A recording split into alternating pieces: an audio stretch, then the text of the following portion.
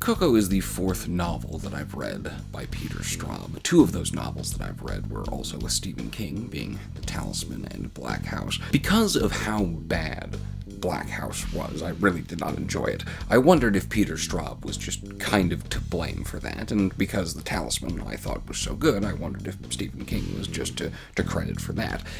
However, after reading Koko, and after having read Shadowland, I think I can conclude that I do like Peter Straub as an author, generally speaking. Koko is a fairly long book, clocking in at 562 pages in hardback. That's roughly 267,000 words.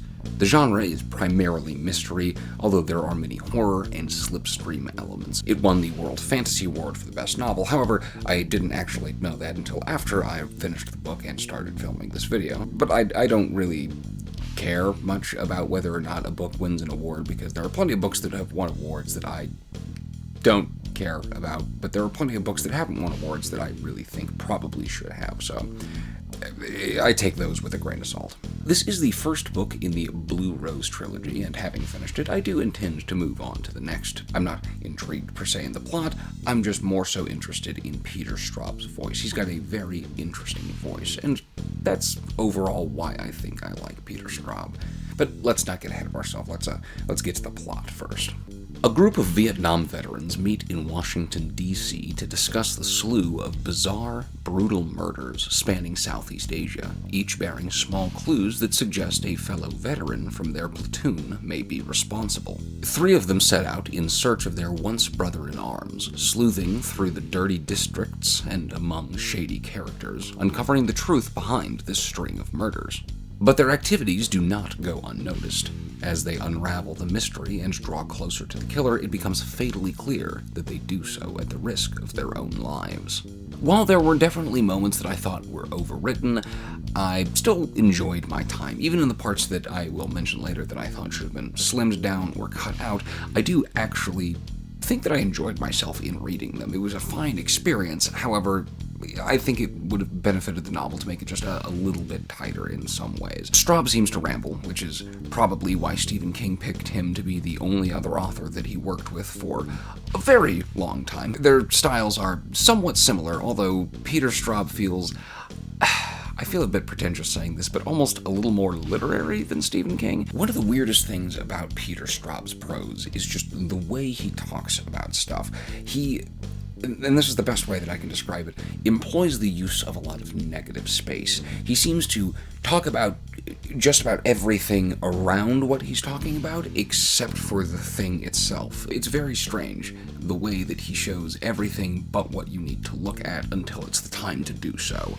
But you still feel like you know what the shape of the thing is, even though you're not looking at it. You're not looking at it in such a way that it's informing you. It's a very weird kind of thing. I don't know. I like Peter Straub in the way he writes these things out, and because of that, that's part of why I feel like his work is a little more literary than Stephen King's, if you will. This is definitely an ensemble cast. There are quite a number of characters. You're not going to need an index of characters. It's not quite that large of a cast, but it is still an ensemble cast nonetheless. Michael Poole, Dr. Michael Poole, is arguably the main character out of the cast. Again, it's an ensemble cast, but we follow him the most. He becomes a doctor in response specifically to his time in Vietnam and some of the past traumas that he both went through and inflicted while he was there. His marriage is definitely on the rocks, which takes up not a huge portion of the book, but we go to that a fair amount.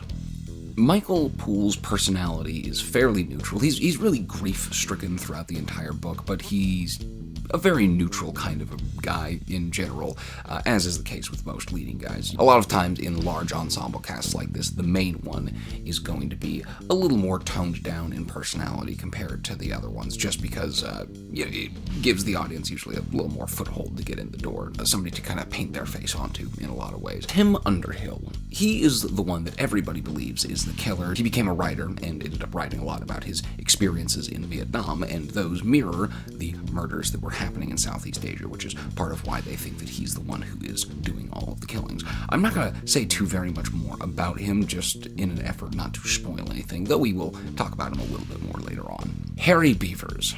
Harry Beavers is the name of the lieutenant of the platoon that they were in when they were in Vietnam, and yes, that's his name, Harry Beavers. This book came out in 1988, so Peter Straub 100% knew what he was doing with that name. There is a thematic reason as to why his name is Harry Beavers, and, like, I get it, but it's kind of stupid. For a book that's fairly literary, like I said a bit ago, it's kind of stupid. He became a lawyer after the Nam, and so he has a little bit of money, and so he's able to fund a bit of the expedition that the gentlemen end up going on. He's an asshole, man. He's not very good. We'll go into more detail about him later, but he is very abrasive. Connor Linkletter is one of the other main characters that we follow a lot. He goes on to be a construction worker, just kind of a working class grunt, if you will. Altogether, his character was pretty forgettable. It felt like his only real reason to exist was to go bum around Asia with Michael Poole. Other than that, he didn't really feel like he added too much to the book, at least not for me. Tina Pumo is the other Vietnam vet that we follow throughout the book. He's the only one that doesn't end up, he's the only one of the four that ends up not going to Asia and tripping around trying to find Tim Underhill. He stays back in New York because he has a restaurant, a Vietnamese restaurant that he has to take care of. Also, he is dating a woman named Maggie Law and just kind of wants to stick around with her. Speaking of, Maggie Law is also a fairly important character. She's very smart, she's very capable, she proves herself fairly invaluable to the group by helping figure some stuff out later into the book. I like her quite a bit. She's one of the better characters and was more entertaining to read about. We are now on to the spoiler territory, so if you have not read the book, don't go any further. First and foremost, the subplot following Michael's failing marriage was just kind of like, why is this here? It's not that it shouldn't have been included in the book, it's that it was dragged on quite a bit longer than it needed to. It didn't really pay off in a great way, so he really should have clipped out quite a lot of it. Sure, he should have kept it because, right, Vietnam fucked up Michael Poole, it fucked up everything. That's thematically kind of what the book's talking about.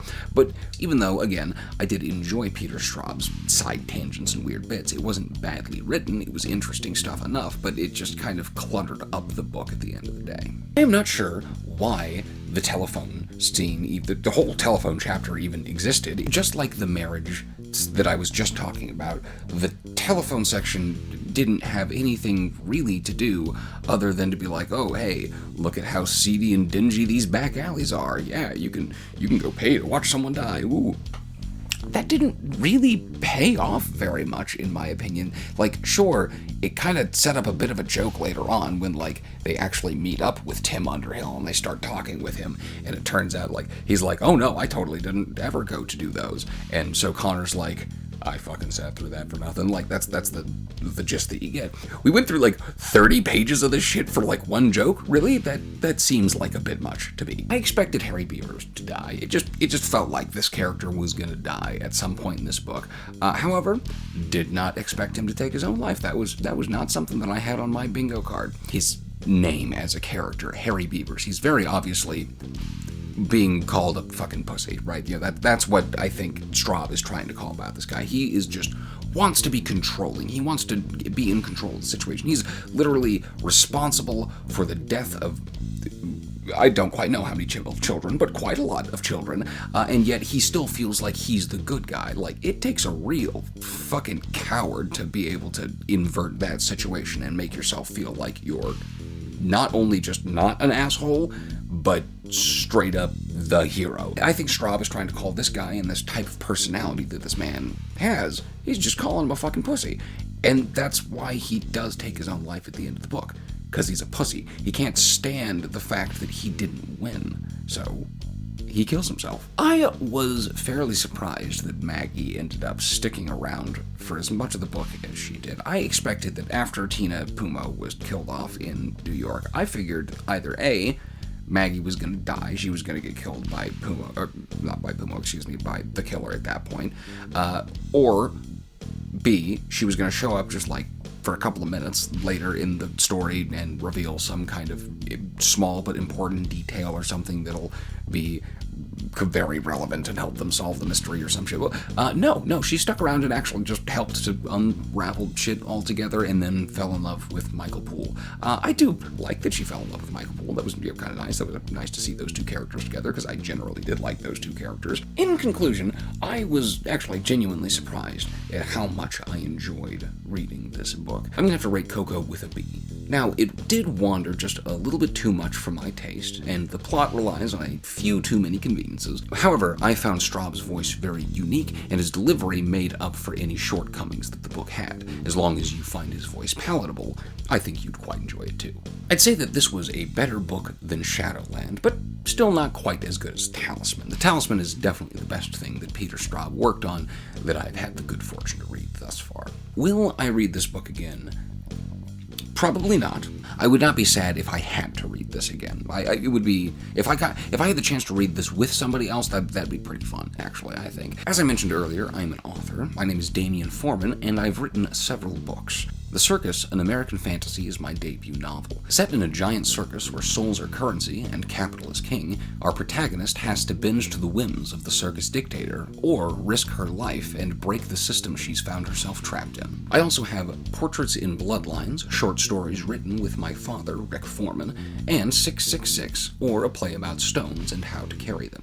All of my books, as well as my father's, are available on my website. Links are available down below. Thanks for watching.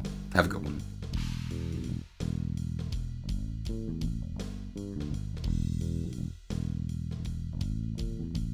Harry Beavers.